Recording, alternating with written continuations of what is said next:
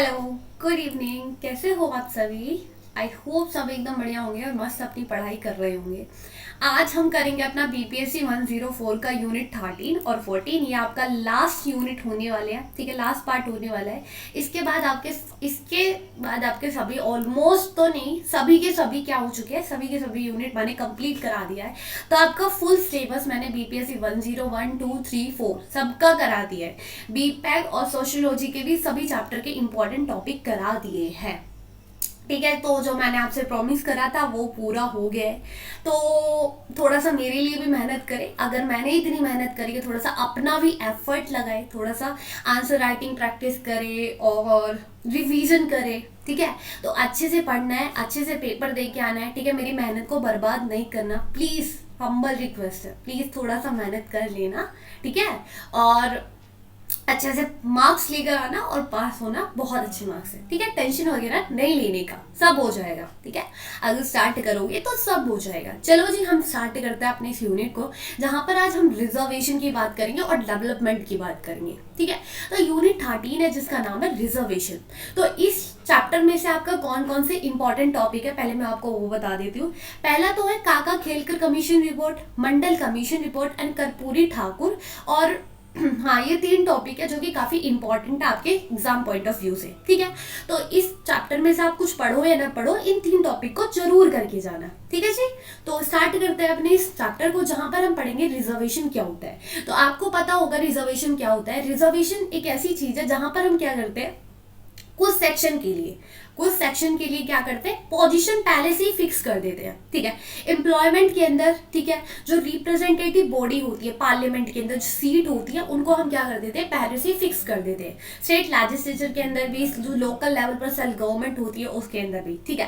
अब आप किसके लिए सीट रिजर्व कर रहे हो, ठीक है, एससी के लिए, एसटी के लिए, ओबीसी के लिए, वुमेन के लिए और ईवीएस कम्युनिटी के लिए, ठीक है। तो इन सेक्शन के लिए हम क्या करते हैं, पहले से सीट रिजर्व कर देते। देखो क्या होता है कि आप बचपन में स्कूल जाते थे तो बस में नहीं आते थे छुट्टी में, है ना। तो उसमें आपका फ्रेंड बोलता है कि एक काम करियो यार, तू पहले जा रहा है ना, मैं कैंटीन से कुरकुरी का पैकेट लेके आ रहा हूँ, तो एक काम करियो, मेरे लिए भी एक सीट चुन लीजिए, वहां पर अपना बैग रख दियो और तू अपनी सीट पे बैठ जाओ। तो तुम क्या करते हो, भागे भागे जाते हो और एक सीट पे बैग रखते हो और एक सीट पे खुद बैठ जाते हो, ठीक है। तो आपने क्या करा है, अपने दोस्त के लिए सीट रिजर्व कर दिया, ठीक है। अब वहां पर कोई नहीं बैठ सकता है। आपने बोला है कि भाई देखो ये मेरे दोस्त की सीट है, अब तुम यहाँ पर नहीं बैठोगे, ठीक है। तो ऐसे ही गवर्नमेंट क्या करती है, कुछ सीट रिजर्व कर देती है, ठीक है।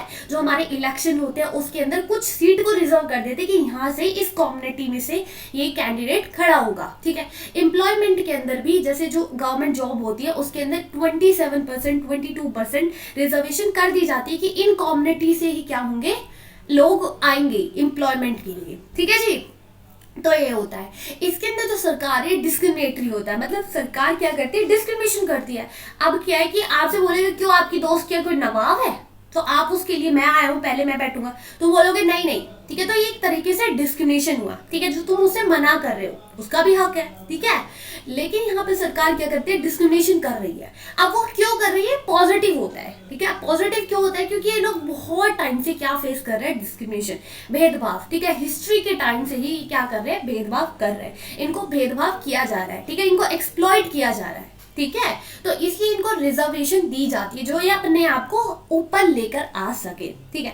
इंडिया के अंदर किस किस को रिजर्वेशन दी जाती है, तो पहले एससी कम्युनिटी को, जिसको हम बोलते हैं शेड्यूल कास्ट, ठीक है। इनको क्यों रिजर्वेशन दी जाती है, ऐसा क्या है, ठीक है। ये क्या बोला जाता था, पहले इनको अनटचेबल कैटेगरी में डाला जाता था, ठीक है, कि इनको मतलब बिल्कुल भी ना पब्लिक जो इंस्टीट्यूशंस होते हैं, पब्लिक रिसोर्सेज होते हैं, उनको छूने का अधिकार नहीं था। टेम्पल, पानी, ठीक है, ये सारी चीजें को इनको बिल्कुल ही अलग कट डाउन कर रखा था, ठीक है। ना ये लोगों के साथ रह सकते थे, ठीक है। पहले इनको बहुत दबाया गया था, ठीक है। अब ये अपने आप को ऊपर लेकर आ सके, इसलिए क्या करा जाता है, इनके लिए सीट रिजर्व की जाती है, ठीक है। शेड्यूल ट्राइब जो कि बहुत ज्यादा डिसेबिलिटी फेस करे, ठीक है, क्योंकि वो लोकेशन पे ऐसी जगह पर रहे हैं जंगलों में, ठीक है। तो लोग उनसे बोलना पसंद नहीं करते, उनके साथ रहना पसंद नहीं करते, ठीक है। तो इसलिए आज वो अपने आप को ऊपर लेकर आ सके, अपने आप को रिप्रेजेंट कर सके, इसलिए उनको क्या दिया जाता है, रिजर्वेशन दिया जाता है। ओबीसी जो कि सोशली और एजुकेशनली बैकवर्ड है, ठीक है, समाज के अंदर जिनको नीचे दबके का माना जाता है, ठीक है, वुमेन जिनके साथ बहुत ज्यादा डिस्क्रिमिनेशन हुआ है, बहुत ज्यादा भेदभाव हुआ है किसके अंदर, पैट्रियल वैल्यूज के अंदर, जहां पर मेल डोमिनेंट होते हैं, ठीक है, तो वुमेन को उन्होंने बहुत ज्यादा दबाया था, ठीक है। इकोनॉमिकली वीकर सेक्शन जो कि इकोनॉमिकली बहुत ज्यादा पुअर है, ठीक है, तो इन सभी कैटेगरी को क्या दिया जाता है, रिजर्वेशन दिया जाता है कि अपने आप को ऊपर लेकर आ सके। Reservation for SC and ST के लिए जो रिजर्वेशन है वो कैसे है, कब आई थी, कहां से स्टार्ट होती है, तो ये जो रिजर्वेशन की मांग थी ये स्टार्ट होती है पूना पैक्ट से, ठीक है। पूना पैक्ट क्या था कि देखो पहले ना जो हमारे BR अम्बेडकर थे वो मांग कर रहे थे सेपरेट इलेक्टोरल की, ठीक है, वो कह रहे थे कि देखो हमारी कम्युनिटी के लिए आप एक काम करो, हमारा अपना खुद का एक अलग से हमको इलेक्शन दे दो, ठीक है, कि हमारी कम्युनिटी से एक रिप्रेजेंटेटिव खड़ा होगा और उसी को जो इलेक्शन होंगे वोट जो करेंगे वो हमारी कम्युनिटी के करेंगे, ठीक है। तो इसको गांधी जी बोलते हैं कि नहीं नहीं हम तुम्हारी इस मांग को पूरा नहीं करेंगे, ठीक है। तो दोनों के बीच में क्या होता है, पूना पैक्ट में एक वो होता है कि देखो हम तुमको ये सेपरेट इलेक्टोरल नहीं देंगे लेकिन रिजर्वेशन कर दी जाएगी, ठीक है, तुम्हारे लिए सीट रिजर्व कर दी जाएगी, ठीक है। तो पूना पैक्ट के अंदर क्या होता है, रिजर्वेशन दी जाती है, ठीक है, ये कर दिया जाता है, ठीक है। अब क्या होता है कॉन्स्टिट्यूंट असेंबली के अंदर, जहां पर पहले SC को इलेक्ट किया गया था, कहां पर, लेजिस्लेटिव असेंबली के अंदर, ब्रिटिश के टाइम पर जो इलेक्शन हुए थे सबसे पहले, तो वहां पर SC कम्युनिटीज में से भी काफी ऐसे लीडर थे जो आए थे, ठीक है, लेजिस्लेटिव असेंबली के अंदर। अब क्या होता है वो कॉन्स्टिट्यूंट असेंबली के अंदर जाते हैं, वहां पर मांग करते हैं किस लिए, रिजर्वेशन की, ठीक है, और रिजर्वेशन की मांग करते हैं कि देखो हम वो को बहुत ज्यादा दबाया गया है, आज से नहीं कल से नहीं काफी सेंचुरी से हमको दबाया जा रहा है, एक्सप्लॉइट किया जा रहा है, ठीक है। वो मांग करते CD की, ठीक है, कि हमको CD दी जाए जिससे हम अपने आप को ऊपर लेकर आ सके, ठीक है। 1947 के अंदर क्या करा जाता है, डिसाइड किया जाता है कि रिजर्वेशन दी जाएगी, ठीक है, किसको, SC और ST को, कहां पर, एम्प्लॉयमेंट में और लेजिस्लेचर के अंदर, ठीक है, लॉ बनाने के लिए जो नेता लोग होते हैं वहां पर, ठीक है। लेकिन 1954 के अंदर इसको और एक्सटेंड किया जाता है, एजुकेशन के इंस्टीट्यूशन में भी क्या कर देगा, अब इनको रिजर्वेशन रखा जाएगा, ठीक है, जो कॉलेज वगैरह होते हैं अब उनको वहां पर भी रिजर्वेशन मिलेगी, ठीक है। तो ये हुआ रिजर्वेशन का कहानी। अब OBC की रिजर्वेशन की कहानी कहां से, अभी तो SC और ST के बारे में पढ़ा, OBC का तो कोई नाम ही नहीं था, SC और ST का कहां से आता है, ठीक है। 1880 के अंदर हंटर कमीशन आती है, ठीक है, हंटर कमीशन आती है जो कि ब्रिटिश के टाइम पर ये गवर्नमेंट थी, ठीक है। इसके अंदर क्या होता है, रिजर्वेशन की बात की जाती है जो कि सोशली बैकवर्ड है, जिनको समाज में नीचे माना जाता है, ठीक है। 1902 के अंदर महाराजा शिवाजी, ठीक है, कोल्हापुर में क्या करते हैं, वो इंट्रोड्यूस करते हैं 50% रिजर्वेशन, ठीक है, बैकवर्ड क्लास के लिए, ठीक है, जॉब के अंदर, ठीक है। जो ये महाराजा थे ये क्या करते हैं, 50% रिजर्वेशन करते हैं कि 50% आप सीट रिजर्व करो किसके अंदर, जॉब के अंदर, ठीक है, जिनको समाज में नीचा माना जाता है, जिनको नीचे रखा जा रहा है, ठीक है, जो लोअर क्लास है उसको क्या करा जाएगा, रिजर्व करा जाएगा, ठीक है। और पहली बार यहाँ पर रिजर्वेशन दिया जाता है बैकवर्ड क्लास को, ठीक है, इंडिया के अंदर। 1921 के अंदर मद्रास जो गवर्नमेंट है वो क्या करती है, वो इंट्रोड्यूस करती है कम्युनिटी वाइज रिजर्वेशन देना, ठीक है। वो 44% रिजर्वेशन देती है नॉन ब्राह्मण कम्युनिटी को, 16% ब्राह्मण को, मुस्लिम को, क्रिश्चियंस को एंड एंग्लो इंडियंस को, ठीक है। तो ऐसे क्या करती है जो गवर्नमेंट है वो कैटेगरी वाइज रिजर्वेशन करती है, ठीक है। अब चलते हैं काका खेलकर रिपोर्ट किया है, ठीक है, रिजर्वेशन पढ़ेंगे, OBC की रिजर्वेशन के बारे में बात करेंगे। तो जो सेंट्रल गवर्नमेंट थी वो अपॉइंट करती है पहली OBC कमीशन को, ठीक है, जो अदर बैकवर्ड क्लास की बात करेगी, ठीक है। ये जो काका खेलकर कमीशन थी, ठीक है, ये खेलकर कमीशन थी 1953 के अंदर इसको अपॉइंट किया जाता है। किसके नाम पर इसका नाम रखा गया था इस कमीशन का, इसके चेयरमैन थे काका खेलकर, ठीक है, इन्हीं के नाम पर इनका कमीशन का नाम रखा गया है, क्या, खेलकर कमीशन। जो एक खेलकर कमीशन थी इसके अंदर 11 मेंबर थे, कितने खिलाड़ी थे जल्दी से बताओ, 11 मेंबर थे, ठीक है जी। मोस्ट ऑफ द बहुत आधे से ज्यादा क्या थे, बिलोंग करते थे लोअर कास्ट से, लेकिन जो इसके चेयरमैन थे वो एक ब्राह्मण थे, ठीक है, जो कि एक फ्रीडम फाइटर भी रह चुके थे, कहां पर, गुजरात के अंदर, ठीक है। ये अपनी रिपोर्ट सबमिट करते हैं 1955 के अंदर, ठीक है। इनका एम क्या था इस कमीशन का, इसका एम था आइडेंटिफाई करना कौन है वो लोग जो कि सोशली और एजुकेशनली बैकवर्ड है किसके अंदर, इंडिया के अंदर, ठीक है। अब जो एक कमीशन थी ये 4 क्राइटेरिया यूज करती है आइडेंटिफाई करने के लिए, किसको, OBC को, बताती है कि देखो ये 4 क्राइटेरिया जिस कम्युनिटी के पास होंगे वो क्या कहलाएगी, वो OBC कहलाएगी। पहला तो वो क्या होगी, लो होगी सोशल पोजीशन के अंदर, ठीक है, उसको जो हिंदू सोसाइटी है उसके अंदर सबसे नीचे रखा जाएगा कास्ट सिस्टम में, वो होगा, ठीक है। सेकंड बोला कि वो एजुकेशनली इतना नहीं होंगे, ठीक है, लैक ऑफ एजुकेशन उनके पास होगा, ठीक है, और उनका कोई रिप्रेजेंटेशन नहीं होगा गवर्नमेंट के अंदर, ठीक है, जो सरकार बनती है वहां पर गवर्नमेंट जो सर्विसेज होती है उनके अंदर इतना कोई रिप्रेजेंटेशन नहीं होगा, ना ही ट्रेड में और ना ही कॉमर्स में और ना ही इंडस्ट्रीज के अंदर इतना रिप्रेजेंटेशन होगा। तो इन्होंने 4 कैटेगरी बताया है, पहले तो कास्ट में नीचे, फिर उसके बाद एजुकेशन में, फिर उसके बाद गवर्नमेंट सर्विस में, एंड देन उसके बाद ट्रेड कॉमर्स इंडस्ट्रीज के अंदर, ठीक है। अब ये 4 इन्होंने आइडेंटिफाई करा कि जो इस कम्युनिटी में आती है वो ओबीसी के अंदर आ जाएगी, ठीक है। अब क्या होता है, जो खेलकर कमीशन है वो 2399 सोशल एजुकेशनल कास्ट बताती है, ठीक है, कि इतनी सारी कास्ट, इतनी सारी कम्युनिटी बिलोंग करती है किससे, ओबीसी कैटेगरी से, ठीक है। अब सेंट्रल गवर्नमेंट क्या करती है, इस चीज को एक्सेप्ट नहीं करती, किसको, काका खेलकर कमीशन की जो रिकमेंडेशन थी उन सबको एक्सेप्ट नहीं करती है, ठीक है। अब इसका जो वो था सीन पूरा खत्म हो जाता है। उसके बाद आती है मंडल कमीशन, ठीक है। मंडल कमीशन जो कि 1990 के अंदर आई थी, ठीक है, जो रिपोर्ट सबमिट करती है वो कब करी जाती है, 1990 के अंदर, वीपी सिंह की सरकार थी उस टाइम पर, ठीक है। क्या हो रहा था कि साउथर्न इंडिया, जो साउथ इंडिया स्टेट थी, वो पहले ही रिजर्वेशन दे चुकी थी किसको, ओबीसी कैटेगरी के लिए, ठीक है। कब इंप्लीमेंट कर चुकी थी, 1950 और 1970s में उन्होंने लागू कर दिया था ओबीसी के लिए रिजर्वेशन, ठीक है। अब डिमांड उठ रही थी नॉर्थ के अंदर, ठीक है, जो नॉर्थ स्टेट थी उसमें डिमांड उठ रही थी। 1970 में जो रिजर्वेशन थी किसके लिए, बैकवर्ड क्लास के लिए, एक कॉमन एजेंडा बन चुका था। सोशलिस्ट लीडर, जो फार्मर लीडर थे किसके अंदर, पार्टी के अंदर, ठीक है, जो बड़े बड़े लीडर थे इस पार्टी के, उनके अंदर एक कॉमन एजेंडा था, ठीक है, क्योंकि वो रिप्रेजेंट कर रहे थे इन्हीं के इंटरेस्ट को, बैकवर्ड क्लास को, ठीक है। जैसे चरण सिंह, जिनको बहुत ज्यादा सपोर्ट मिलता है कहां से, जाट से, यादव से, कुमीर से, ठीक है, इन कैटेगरी से, इन कास्ट से काफी कुछ मिलता है, क्या, सपोर्ट, ठीक है। तो इनके इंटरेस्ट के लिए क्या कर रहे थे, मांग कर रहे थे। 1979 के अंदर मोरारजी देसाई जो कि लीड कर रहे थे जनता पार्टी को, ठीक है। अब उनकी सरकार आ गई थी 1979 के अंदर, ठीक है। वो सेकंड बैकवर्ड क्लासेस कमीशन को क्या करते हैं, बुलाते हैं, ठीक है, जिसको मंडल कमीशन बोलते हैं। इसके चेयरमैन कौन थे, वीपी मंडल थे, ठीक है। कौन थे, वीपी मंडल, ठीक है।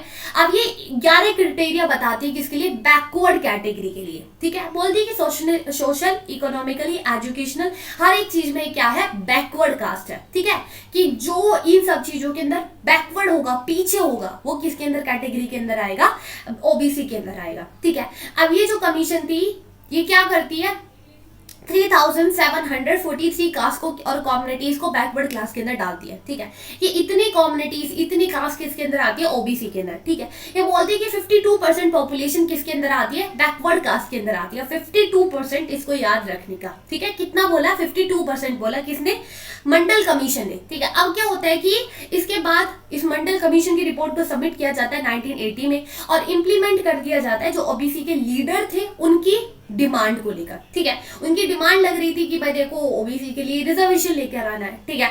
अब कांग्रेस पार्टी हार जाती है 1989 के इलेक्शन, जहां पर वीपी सिंह जो नेशनल फ्रंट थी, जो कि नॉन कांग्रेस कॉलिशन थी, ठीक है, ये कांग्रेस पार्टी को हराने के लिए क्या करता है, अपनी गठबंधन करते हैं और फिर सरकार लेकर आते हैं सेंट्रल लेवल पर, ठीक है। अब क्या होता है कि इसके अंदर जनता दल पार्टी भी थी, ठीक है, जिसका कॉमन एजेंडा था ओबीसी को क्या दिलाने का, रिजर्वेशन देने का, ठीक है। तो ये जो मंडल कमीशन थी इसकी रिपोर्ट को सबमिट करते, इंप्लीमेंट कर देते, लागू कर देते हैं, ठीक है, 19 जुलाई 1990 के अंदर, ठीक है। अब ये सब कुछ हो जाता है जब ओबीसी को रिजर्वेशन को लागू कर दिया जाता है। उसके बाद क्या होता है, बहुत ज्यादा वायलेंस होता है, बहुत ज्यादा प्रोटेस्ट होता है, कहां पर, नॉर्थ इंडिया के अंदर, ठीक है। क्या, किस लिए, क्योंकि जो ओबीसी कैटेगरी के अंदर नहीं आ रहे थे वो प्रोटेस्ट कर रहे थे, ठीक है। अब एक केस जाता है 1992 के अंदर सुप्रीम कोर्ट में, ठीक है, बहुत सारी पिटीशन फाइल की जाती है, ठीक है। अब क्या होता है कि सुप्रीम कोर्ट एक केस लेता है, Indira Sahni and union of the India case, ठीक है, जहां पर सुप्रीम कोर्ट डिसीजन लेता है कि इंप्लीमेंट को लेकर, ठीक है, जो इंप्लीमेंट है मंडल कमीशन रिपोर्ट को लेकर, कि किस किस कंडीशन पर जो ये मंडल कमीशन रिपोर्ट है इसको इंप्लीमेंट किया जाएगा, लागू किया जाएगा, ठीक है। तो पहला तो सुप्रीम कोर्ट ने बोला जो क्रीमी लेयर के अंदर आती है ओबीसी कैटेगरी, जो ओबीसी कास्ट किसके अंदर आती है, क्रीमी लेयर के अंदर आती है, वो उनको क्या नहीं मिलेगा, रिजर्वेशन नहीं मिलेगा, रिजर्वेशन का बेनिफिट नहीं मिलेगा। अब क्रीमी लेयर क्या होता है कि जो फेयर एंड लवली वाली क्रीम आती है वो वाला क्रीमी लेयर नहीं जी, बताओ कौन सा क्रीमी लेयर।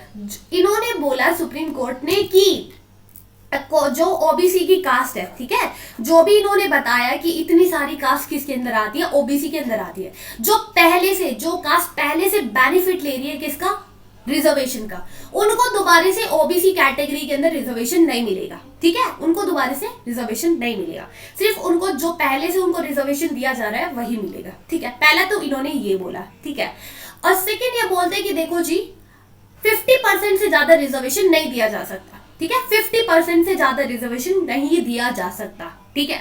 एससी हो ओबीसी हो कोई भी हो, 50 से ज्यादा % आप रिजर्वेशन नहीं दे सकते हो। वो बोलते हैं पहले से ही एससी और एसटी जहां पर उनको 22.5% रिजर्वेशन दिया जाता है, और तुम बोल रहे हो कि 52% रिजर्वेशन हम दे, तो ऐसा तो नहीं हो सकता ना, 50 से तो ऊपर रिजर्वेशन नहीं दिया जा सकता, ये तो फिर क्या हो जाएगा, तो बहुत ज्यादा डिस्क्रिमिनेशन हो जाएगा, ठीक है। तो सरकार बोलती है हम देंगे रिजर्वेशन, लेकिन 27 जो सुप्रीम कोर्ट है वो बोलता है कि रिजर्वेशन दिया जाएगा, लेकिन 27.5% से ऊपर नहीं दिया जाएगा, ठीक है। तो ये सुप्रीम कोर्ट ने ये सारी जजमेंट दी, ठीक है। फिर उसके बाद एक्सेप्ट किया कि इसकी मंडल कमीशन की रिपोर्ट को, ठीक है। आगे चलते हैं, reservation for OBC and skill, ठीक है। तो ये सारे आपके अभी तक इंपॉर्टेंट टॉपिक थे, तो इनको एक बार देख लेना, ठीक है। ये इतना इंपॉर्टेंट नहीं है जो ओबीसी के लिए, ठीक है। तो यहाँ पर क्या बोला जा रहा है, काका खेलकर की कमीशन की जो काका खेलकर कमीशन रिपोर्ट थी उसको एक्सेप्ट नहीं किया जाता है साउथ इंडिया के अंदर। डीके मूवमेंट, द्रविड़ कल्चर का मूवमेंट चल रहा था जिसको परियार जी क्या कर रहे थे, लीड कर रहे थे, ठीक है। अब नॉर्थ इंडिया के अंदर बहुत सारे socialist and backward class leader continue demand कर रहे थे किसकी, रिजर्वेशन की। मंडल कमीशन को क्या करा जाता है, इस कमेटी को अपॉइंट किया जाता है 1979 के अंदर, ठीक है। जहां पर स्टेट गवर्नमेंट 1970s के अंदर क्या करती है, एस्टैब्लिश करती है कुछ सोशल एजुकेशनल बैकवर्ड कमीशन, ठीक है। बहुत सारी स्टेट गवर्नमेंट, ठीक है, और बहुत सारी उत्तर प्रदेश के अंदर जनता पार्टी कर्पूरी ठाकुर जहां पर लीड कर रहे थे, क्या लेकर आती है, बहुत सारी कमेटी बनाती है, ठीक है। इनके बेस पर ये अपनी स्टेट गवर्नमेंट क्या देती है, जो सोशली एजुकेशन बैकवर्ड क्लासेस है उनको क्या करती है, रिजर्वेशन प्रोवाइड करती है। और साउथ इंडिया के अंदर पहले से ही रिजर्वेशन दिया जा रहा था, ठीक है, पहले से ही वहां पर रिजर्वेशन दिया जाता है। कर्पूरी ठाकुर फॉर्मूला क्या होता है, ये बहुत इंपॉर्टेंट है, इसको नहीं छोड़ने का, ठीक है। कर्पूरी ठाकुर फॉर्मूला, यहाँ पर ये ओबीसी की रिजर्वेशन की प्रोविजन की बात करते हैं, ठीक है। बोलते हैं कि ओबीसी को रिजर्वेशन मिलेगा लेकिन कुछ लिमिटेशन पर। अब वो लिमिटेशन कैसी थी, इन्होंने बोला कि जो ओबीसी कैटेगरी है, ठीक है, जो कि पॉलिटिकली और इकोनॉमिकली फार्मिंग कम्युनिटी के अंदर आती है, ठीक है, वो फार्मिंग कम्युनिटी से बिलोंग करते हैं, ठीक है। यादव है, कुर्मीज है, जाट है, वकलिंगास है, ठीक है, गुर्जर है, ठीक है। सो जो कि सोशली इकोनॉमिकली मार्जिनलाइज कास्ट से बिलोंग करते हैं, और ट्रेडिशनली इनका ऑक्यूपेशन कैसे एसोसिएट होता है, जमानी सिस्टम से, ठीक है, इनसे इनका ट्रेडिशनल ऑक्यूपेशन क्या होता है, एसोसिएट किया जाता है, ठीक है। तो ये क्या बोलते हैं कि देखो मैं ओबीसी कैटेगरी को डिवाइड करता हूँ, एक तो है most educational, most backward class के अंदर आती है, ठीक है, जिनको क्या बोला जाता है, एक्सट्रीमली बैकवर्ड क्लास, जो कि बहुत ज्यादा बैकवर्ड है, ठीक है। इन्होंने बोला ओबीसी के अंदर कुछ ऐसी कैटेगरी है, कुछ ऐसी क्लास है जो कि बहुत ज्यादा बैकवर्ड है, ठीक है, और वो भी बहुत कम नंबर के अंदर है ओबीसी कम्युनिटी से, ठीक है। तो ये कर्पूरी ठाकुर फॉर्मूला ये था कि ये ओबीसी को क्या कर देती है, डिवाइड कर देती है, ठीक है, किसके अंदर, मोस्ट और इफेक्ट एक्सट्रीमली बैकवर्ड के अंदर, ठीक है, और उत्तर प्रदेश के अंदर जो स्टेट गवर्नमेंट थी यही करती है। फिर जब ये चीफ मिनिस्टर बनते बिहार के अंदर 1970s में कर्पूरी ठाकुर इंट्रोड्यूस करते हैं किसके लिए, ओबीसी की रिजर्वेशन, ठीक है। ये बोलते हैं कि एक्सट्रीमली जो बैकवर्ड है उनको ज्यादा रिजर्वेशन दिया जाएगा, और जो ओबीसी कैटेगरी के अंदर आते हैं उनको कम दिया जाएगा, ठीक है।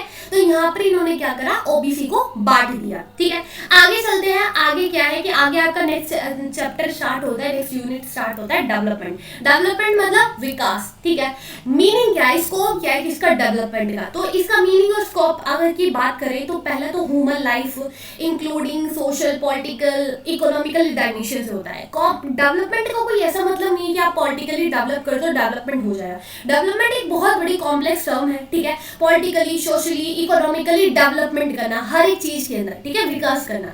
अगर सोशियोलॉजिकल एंड पॉलिटिकल साइंस के अंदर डेवलपमेंट का मतलब समझे, इंटरेक्शन कराना है किसका, ट्रेडिशनल सोसाइटी का मॉडर्न पॉलिटिकल इंस्टीट्यूशन से। क्या कराना, बोलते हैं कि इंटरेक्शन कराना है किसका, ट्रेडिशनल सोसाइटी का मॉडर्न पॉलिटिकल इंस्टीट्यूशन के अंदर, ठीक है। जो ट्रेडिशनल सोसाइटी, जो पहले जो नियम है, रीति रिवाज है, उनको फॉलो कर रही है, जब वो किसके अंदर इंटरेक्ट करती है, मॉडर्न इंस्टीट्यूशन के अंदर, जिसको हम बोलते हैं मॉडर्नाइजेशन, ठीक है। तो उसका डेवलपमेंट बोला जाता है, ठीक है।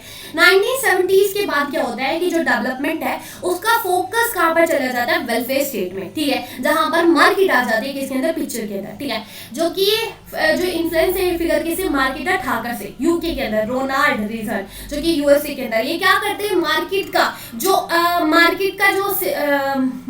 जो वो है रोल है उसको ज्यादा कर देते हैं और जो स्टेट का रोल है उसको कम कर देते हैं। क्या करते हैं, इसको कम कर देते हैं। लेट 1980s में क्या होता है, जो डेवलपमेंट है वो एक्सपेंड हो जाता है, ठीक है। जो डेवलपमेंट की मांग थी उसको क्या कर दिया गया था, एक्सपेंड कर दिया था। अमर्त्य सेन, महबूब उल हक, अमर्त्य सेन, महबूब उल हक, क्या होता है 1980s में क्या होता है, पहले देखो एक बार मैं दोबारा से बताती हूँ। जो डेवलपमेंट था पहले वो वेलफेयर स्टेट के अंदर था, ठीक है, पहले विकास किया जाता था।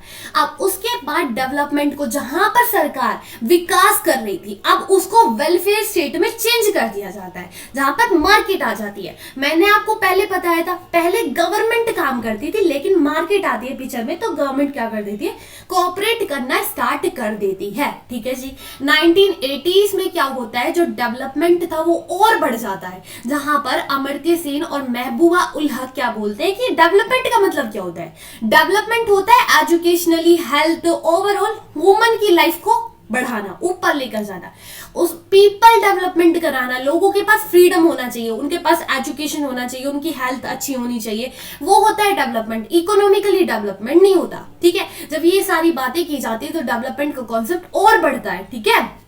यूनाइटेड नेशन जो कि क्या करते स्टार्ट करती है एक रिपोर्ट को पब्लिश करना 1989 के अंदर। ये क्या करती है, पूरा डाटा तैयार करती है जहां पर ये देखती है ह्यूमन डेवलपमेंट कितना है कौन सी कंट्री के अंदर, ये सभी कंट्री के अंदर ये सारी चीजें देखती है, ठीक है।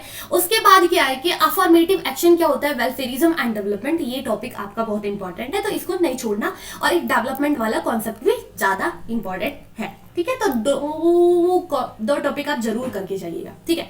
अफर्मेटिव एक्शन क्या होता है, अफर्मेटिव एक्शन मतलब गवर्नमेंट कुछ ऐसी पॉलिसी लेकर आ रही है जिससे डिस्क्रिमिनेशन हो रहा है, ठीक है। मतलब डिस्क्रिमिनेशन है वो पॉजिटिव डिस्क्रिमिनेशन है, ठीक है, जैसे रिजर्वेशन की हमने बात की थी पिछले चैप्टर में, ठीक है।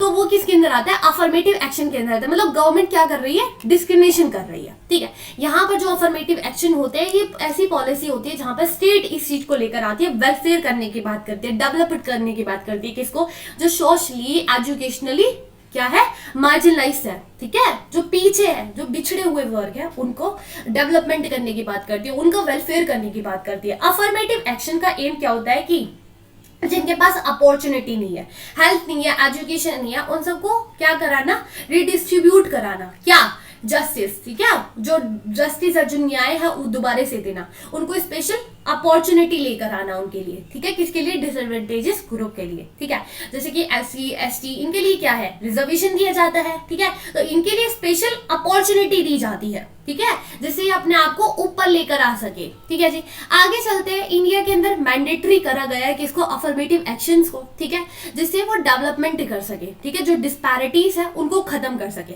आर्टिकल 46 जहां पर डीपीएसपी के अंदर क्या है कि स्टेट की ड्यूटी बनती है वो जो वीकर सेक्शन है सोसाइटी के अंदर, एससी और एसटी, उनके लिए एजुकेशनल और इकोनॉमिक इंटरेस्ट को प्रमोट करेगी, ठीक है, उनके लिए एजुकेशन लेकर आएगी, कुछ जॉब वगैरह लेकर आएगी, ठीक है। तो ये गवर्नमेंट की ड्यूटी बनती है और प्रोटेक्ट करेगी किसको, सोशल इंजस्टिस से, ठीक है, समाज के अंदर उनके साथ कोई अन्याय नहीं होना चाहिए, ठीक है, ना ही उनको कोई दबा के रखे, ना ही उनको कोई एक्सप्लॉइट करे, इस चीज से भी प्रोटेक्ट करेगी कौन, सरकार, ये गवर्नमेंट की ड्यूटी है।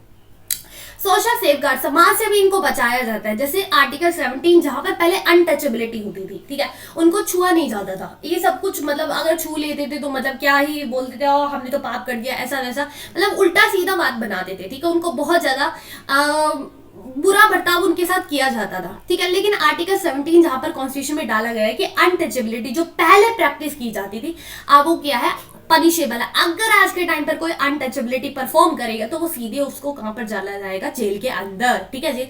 इकोनॉमिकली सेफगार्ड, जो वीकर सेक्शन है, ठीक है, जो ट्राइबल ग्रुप है, जो शेड्यूल एरिया के अंदर आता है, उसके अंदर क्या है, टीएसी, ट्राइबल एडवाइजरी काउंसिल, ठीक है, उसके पास इकोनॉमिकली क्या है, पावर है, ठीक है।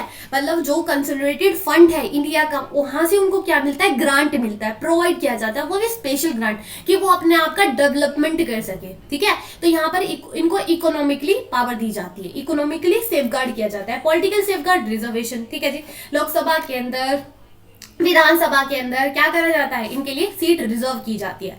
और लोकसभा के अंदर एससी और एसटी के लिए कौन से आर्टिकल में बात की जाती है, रिजर्वेशन की, आर्टिकल 330 के अंदर और 334 के अंदर विधानसभा के अंदर, ठीक है।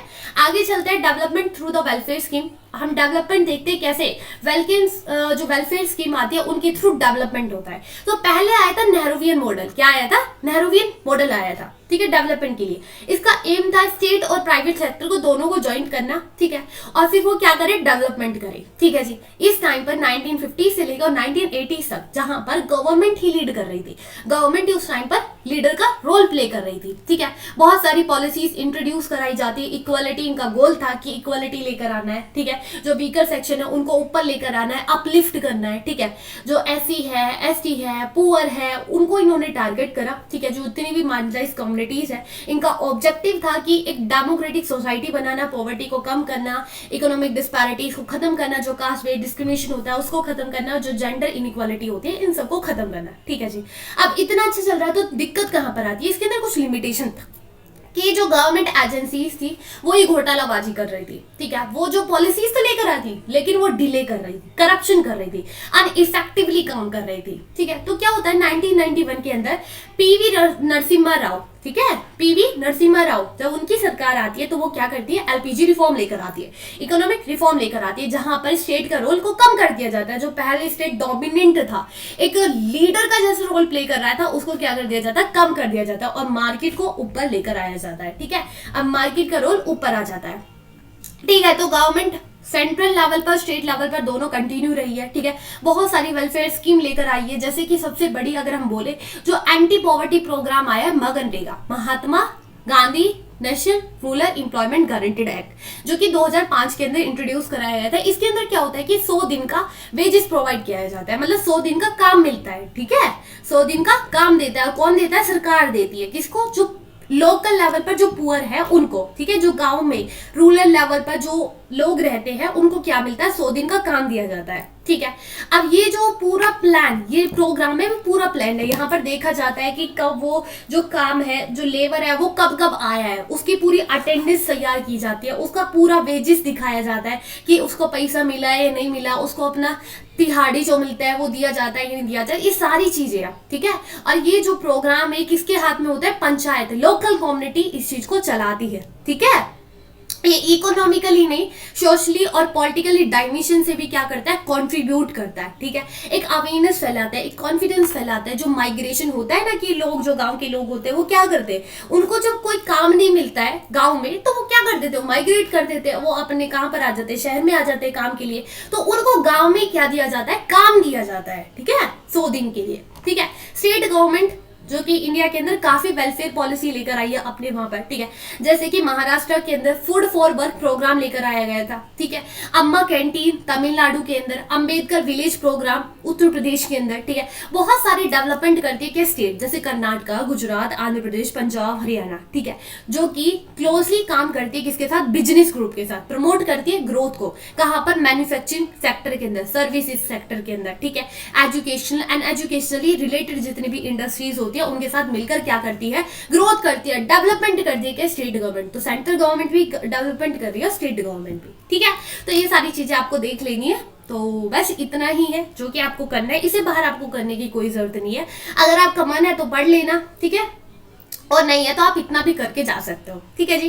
तो मेरा ये पूरा यहीं पे खत्म होता है। आई होप आपको समझ में आया होगा। अगर कहीं भी कोई दिक्कत है तो आप कमेंट सेक्शन में पूछ सकते हो। अगर आपको क्लास की पीडीएफ चाहिए तो वो आप मेरे से टेलीग्राम पर ले सकते हो। और मैंने इसके बाद में कुछ डाला भी है, शायद से नहीं डाला, सॉरी यार कोई बात नहीं, ठीक है। तो मिलते हैं नेक्स्ट लेक्चर के अंदर कभी भी, ठीक है। So bye, take care, all the very best.